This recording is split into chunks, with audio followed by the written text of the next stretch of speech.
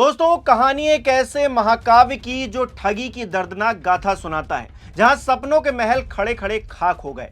एक चमचमाता शहर का सपना, जहां हर कोई अमीर बनने का ख्वाब देख रहा था। लखनऊ की गलियों में, वाराणसी के किनारों पर और यूपी बिहार के छोटे बड़े कस्बों में एक ही नाम गूंज रहा था, शाइन सिटी का। निवेश करो, प्लॉट लो, घर बनाओ और देखो कैसे तुम्हारी जमा पूंजी रातों रात 2 गुनी 3 गुनी हो जाती है। ये सिर्फ एक कंपनी नहीं थी, ये एक जादुई दुनिया थी, जहां राशिद नसीम नाम का शख्स खुद को महान सपनों का सौदागर बता रहा था। सोशल मीडिया पर लग्जरी कारें, विदेशी यात्राएं, चमचमाते होटल, सब कुछ दिखाकर वो हजारों लाखों भोले भाले लोगों को बरगला रहा था। मिडिल क्लास अपनी जमा पूंजी, पूरी जिंदगी का संघर्ष, यहां तक कि कर्ज लेकर भी इस सुनहरे मौके को हाथ से जाने नहीं देना चाहता था, खुद को इसमें झोंक दिया था। लेकिन एक झटके में सब कुछ खत्म हो गया। कैसे, बताऊंगा आपको। और बात उस राशिद नसीम की भी होगी जिसे दुबई से गिरफ्तार कर लखनऊ लाया जा रहा है। नमस्कार, मेरा नाम हिमांशु मिश्रा है, आप देख रहे हैं 4PM न्यूज नेटवर्क। दोस्तों, एक क्रूर पोंजी स्कीम, एक खतरनाक पिरामिड, जहां नए निवेशकों के पैसों से पुरानों को थोड़ा बहुत रिटर्न दिया जाता ताकि चेन चलती रहे। असल में बिना 1 इंच जमीन के सैकड़ों प्लॉट बेच दिए गए। प्रोजेक्ट्स के नाम सिर्फ कागज पर थे, कोई निर्माण नहीं था। मल्टी लेवल मार्केटिंग के जरिए एक चेन बनाई गई जिसमें बताया गया, दोस्तों को जोड़ो, कमीशन कमाओ। लेकिन ऊपर वाले ही सब कुछ हड़पते रहे। ये करते करते 800 से लेकर 1000 करोड़ रुपए, कुछ दावों के मुताबिक 1279 करोड़ तक की भयानक ठगी हुई। राशिद नसीम ही वो शख्स था जो खुद को इस फ्रॉड कंपनी का फाउंडर, सीईओ और सपनों का राजकुमार बताता था। लेकिन धीरे धीरे राज खुला तो सब दंग रह गए। और ये तब हुआ जब शिकायतों की बाढ़ आ गई। लोग रिटर्न के बदले धोखा खाकर जब भयंकर गुस्से में आ गए। लगातार बढ़ते मुकदमों और पुलिस दबाव के बीच में राशिद भी मौका देखकर 2019 में फरार हो गया। नेपाल बॉर्डर क्रॉस कर गया और दुबई की चमचमाती गगनचुंबी इमारतों में जाकर छिप गया। वहां से वो जूम कॉल्स पर मीटिंग करता, नए निवेशकों को लुभाता, जबकि भारत में हजारों परिवार टूट रहे थे, सपने चूर चूर हो रहे थे। लेकिन महाठग को इससे क्या ही फर्क पड़ता दोस्तों। ठगी, धोखाधड़ी, संगठित अपराध की यूपी पुलिस ने 554 से ज्यादा FIRs दर्ज की। प्रवर्तन निदेशालय ने भी PMLA के तहत जांच शुरू की।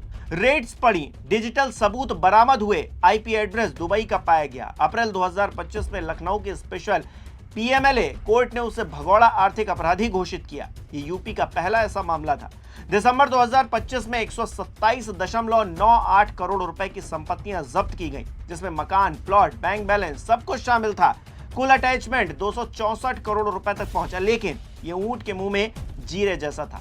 राशिद के खिलाफ इंटरपोल रेड नोटिस, NBW यानी कि नॉन बेलेबल वारंट, LOC सब कुछ जारी हुआ। और फिर 27 फरवरी 2026 का वो दिन आया जब दुबई पुलिस ने ED और EOW की रिक्वेस्ट पर राशिद नसीम को धर दबोचा, उसे पकड़ लिया, उसे गिरफ्तार कर लिया गया। अब वो लग्जरी जिंदगी, चमक धमक, सपनों के सौदागर की जकड़ से छूटकर हथकड़ियों की पकड़ में आ गया। प्रत्यर्पण की प्रक्रिया शुरू हो चुकी है। जल्द ही राशिद नसीम भारत की मिट्टी पर कदम रखेगा, जहां हजारों पीड़ित उसका इंतजार कर रहे हैं। राशिद और उसके भाई असीम पर गृह विभाग की तरफ से 5-5 लाख रुपए का इनाम भी घोषित किया गया था। इससे पहले इन पर 50-50 हजार रुपए का इनाम था। कंपनी से जुड़े अन्य 5 आरोपियों पर भी 1-1 लाख रुपए का इनाम घोषित किया गया है। आसिफ को पहले ही प्रयागराज से गिरफ्तार किया जा चुका है। कोर्ट के आदेश पर EOW और ED दोनों एजेंसियां जांच आगे बढ़ा रही हैं। अब राशिद की गिरफ्तारी के बाद उससे पूछताछ के बाद बड़े वित्तीय नेटवर्क का खुलासा होने की उम्मीद की जा रही है।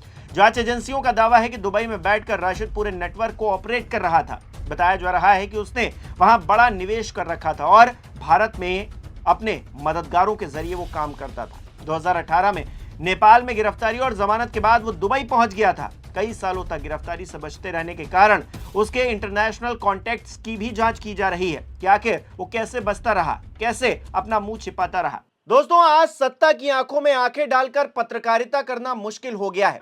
हम पर मुकदमों से लेकर चैनल को बंद कराने तक का दबाव बनाया जा रहा है। मुश्किल दौर है, लेकिन हम हार नहीं मानेंगे।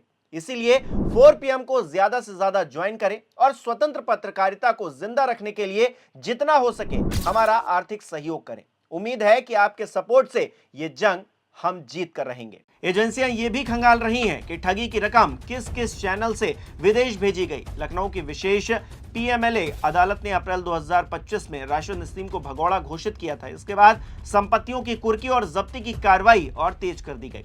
प्रयागराज, लखनऊ समेत कई जिलों में अवैध संपत्तियां सरकार के कब्जे में आ चुकी हैं। फिलहाल उसका पकड़ा जाना एक बहुत बड़ी खबर है दोस्तों। ये कहानी सिर्फ एक घोटाले की नहीं है, यह उन हजारों परिवारों की दर्दनाक गाथा है जिन्होंने भरोसे की कीमत चुकाई है। यह उन लोगों की जीत है जो सालों से इंसाफ की लड़ाई लड़ रहे हैं। और ये एक चेतावनी भी है, जल्दी अमीर बनने के सपने अक्सर सबसे बड़े झूठ होते हैं, जाल होते हैं जिसमें फंसना नहीं है। अब न्याय का पल आ गया है। राशिद नसीम की कहानी का अंत कैसे होगा ये अदालत तय करेगी। आपकी क्या राय है कमेंट करके जरूर बताइएगा। इस वीडियो को लाइक करना, शेयर करना मत भूलिएगा। हमारे चैनल को सब्सक्राइब नहीं किया तो वो भी जरूर कीजिएगा। आप हमें सहयोग भी कर सकते हैं ज्वाइन बटन पर क्लिक करके। बहुत बहुत धन्यवाद।